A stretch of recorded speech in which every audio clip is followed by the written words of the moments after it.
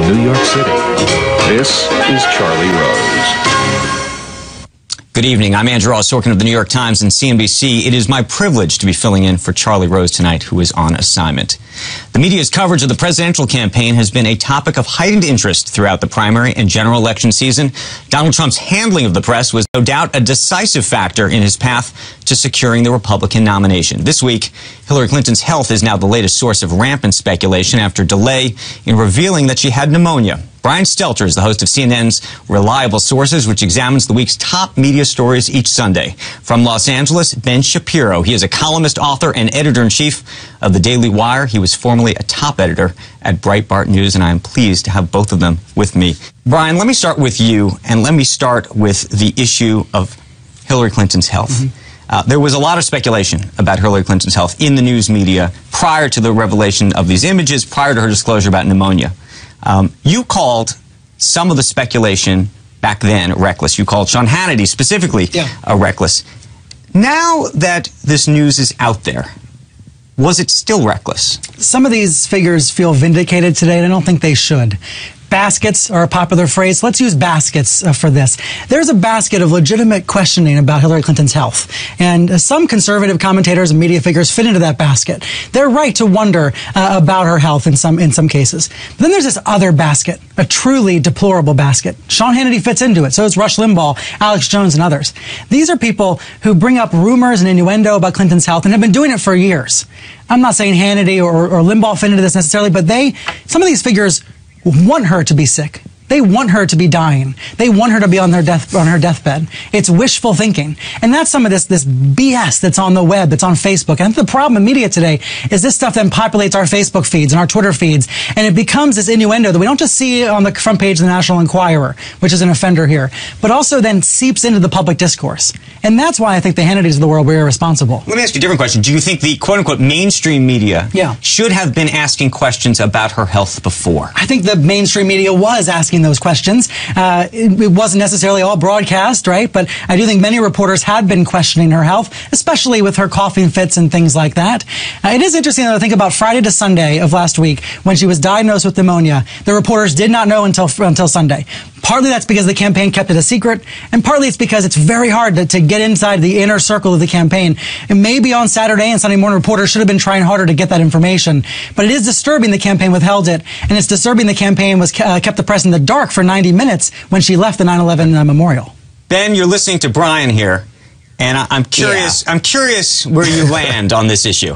You know, when it comes to the media coverage of this, no, I don't think the media were asking appropriate questions about Hillary Clinton's health. Chris Chaliza of the Washington Post 6 days ago, wrote a column about why we shouldn't be asking any questions about Hillary Clinton's health. Then she collapses, and all of a sudden, it's perfectly legitimate. You know, are you going to release your health records? Why do you have a consistent record of hacking this much? And again, none of that is illegitimate. I agree with Brian that baseless speculation, that there are these videos that go around saying she has Parkinson's disease or MS. I mean, all this is nonsense. Exactly. Having doctors on the air to try and diagnose Hillary based on the fact that there's tape of her coughing is silliness. I mean, my wife is a doctor currently in residency, and she wouldn't be diagnosing people based on 30-second clips of them online. What's the appropriate way to do it, though? Deplorable behavior. It's the difference between reporting and rumor mongering, and there's been too much wishful thinking, rumor mongering. What we need is less guessing and more reporting. Brian, this is Jim Rudenberg in the New York Times.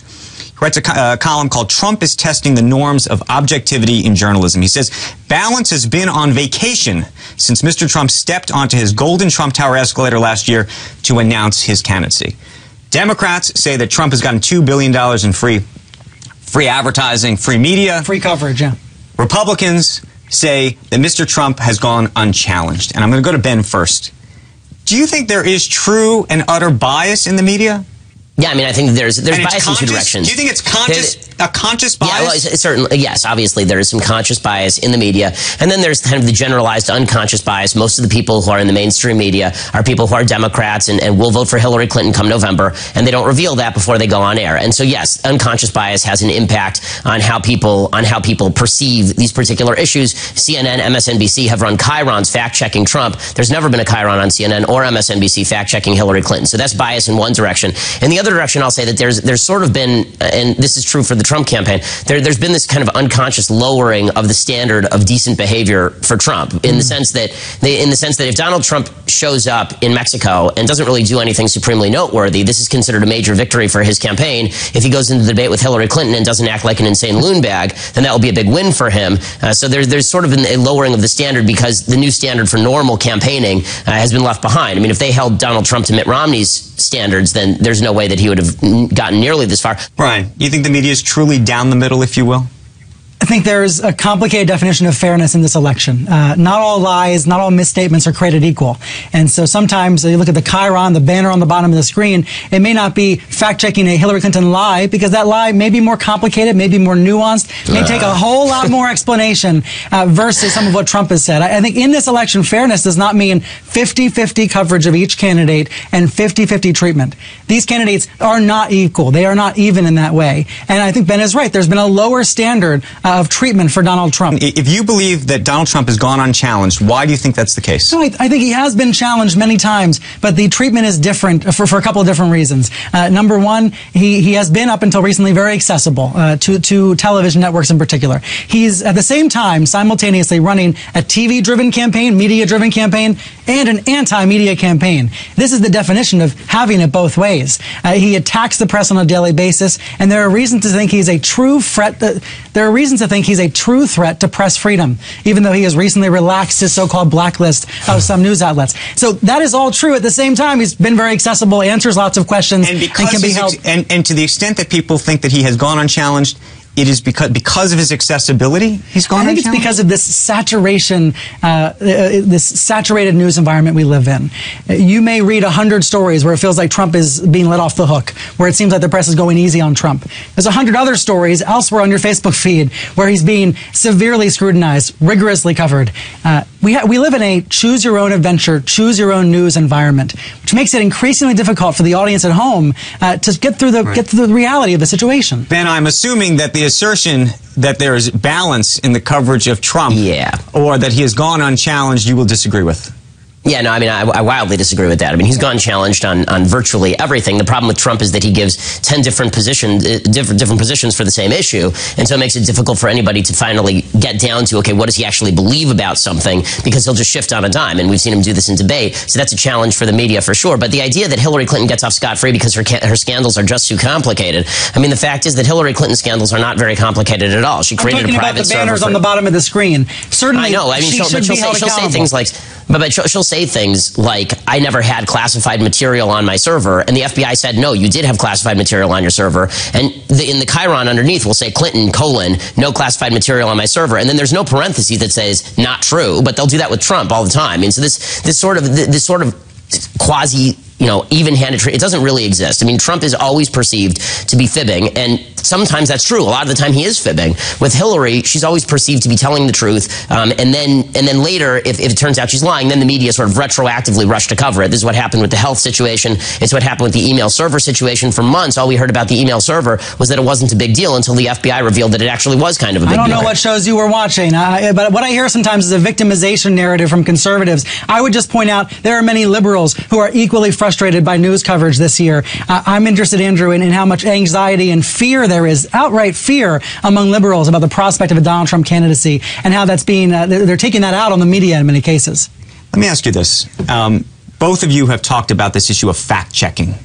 And I wonder how you feel, or what you feel the role of the journalist is supposed to be. We have a series of debates coming up. Chris Wallace from Fox News is going to be one of those moderators. Right.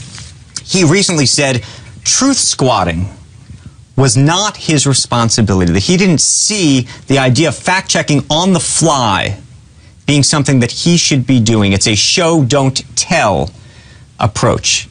What do you think the role of the journalist is supposed to be when it comes to these upcoming debates? We work for the viewer at home. We work for the reader who's reading our work. To the extent that the viewer is misinformed by a candidate, the moderator needs to help the audience understand what the truth is. Sometimes that can mean going to the other candidate and making sure the other candidate rebuts it. Sometimes that can be with a carefully crafted follow-up question, as you do on CNBC. The follow-up question can be the fact check. But sometimes I think the moderator will have to step in and explain what the facts are.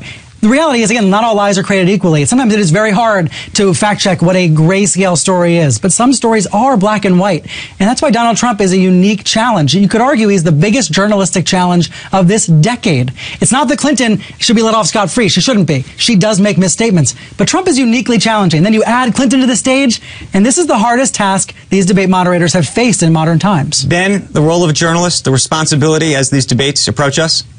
I mean, I think that the role of the journalist in this particular case when it comes to the debates is going to be asking the follow-up questions. And I think that there are a lot of these fact-checkers out there, including organizations like factcheck.org, that do have a bias and where they'll simply grant certain amounts of credibility to candidates based on the political appeal of those candidates or the political leanings of those candidates. It's dangerous to me to have a moderator up there who says, you know, Donald Trump, what you're saying about Vladimir Putin isn't true. Hillary Clinton, what you're saying about your emails is or isn't true, because there are many interpretations, unfortunately, of a lot of these issues. But it would be good to be able to say, you know, Donald, you weren't saying this a year ago. Here's a clip of you not saying this a year ago. And let's stop pretending that this is that difficult a job. It really isn't. We've seen these candidates for a year. It isn't in the sense that we know what they're going to say. I mean, if you've been watching Donald Trump for a year, you can predict what Donald Trump is going to say before he says it. And Hillary Clinton is absolutely predictable. So if you know what they're going to say, you should have a well-crafted follow-up prepared for every one of your questions if they say what you think they're going to. If the moderators don't step in, what I would say is the television networks, major papers have a real responsibility, even more than normal,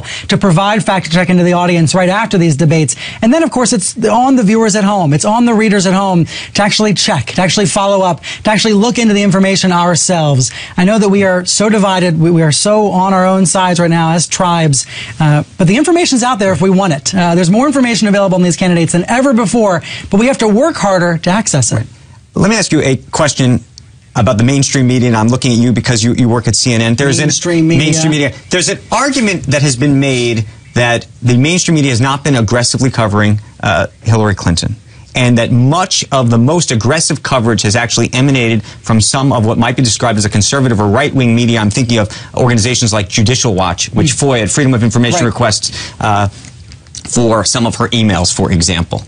Do you think that's a fair assertion? I think to some degree it is, and that's a valuable part of the media ecosystem, right? We're better off to have outlets that are explicitly conservative in this country, like Fox News and others. We're also better off because there's explicitly liberal outlets like Salon and Salon and Talking Points Memo and places like that. We're better off to have that diversity and that variety. But I would point out the New York Times assigned Amy Chozick to the Clinton beat years ago. The CNN assigned reporters to the Clinton beat years ago, and there have been thorough investigations from mainstream media.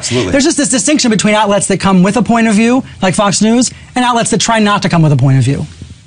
Ben, I'm assuming you think nobody comes without a point of view.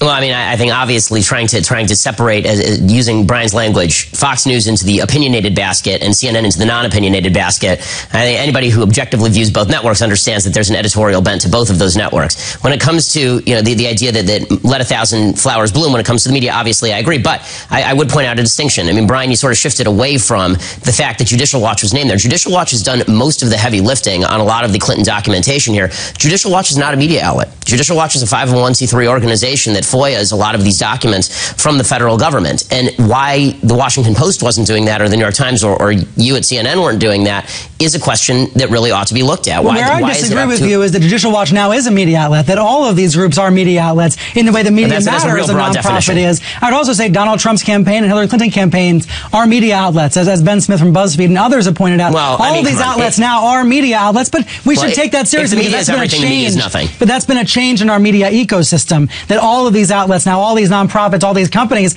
are media outlets. Again, it's harder for the audience at home. I think it puts more of the onus on us to sort through it all.